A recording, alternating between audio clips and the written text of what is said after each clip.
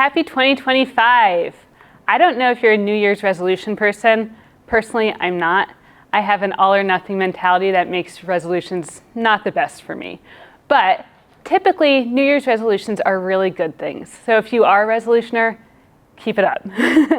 I've never heard of anyone who said, I have to eat fewer salads this year, or I need to stop praying so much and watch more Netflix, right? Usually when we make New Year's resolutions or goals for ourselves, they're really wonderful things. And oftentimes they're even biblical.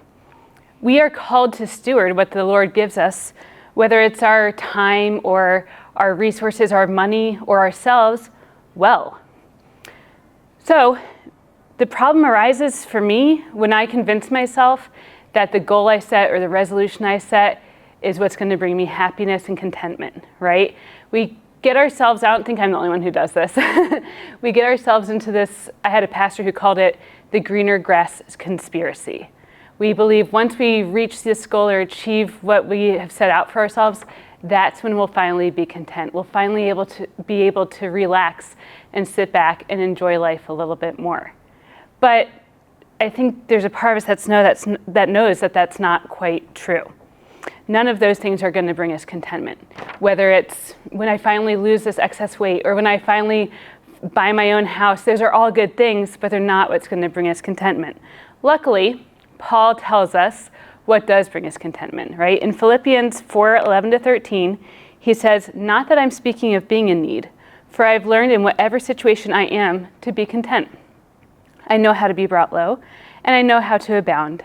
In every and any circumstance, I have learned the secret of facing plenty and hunger, abundance and need.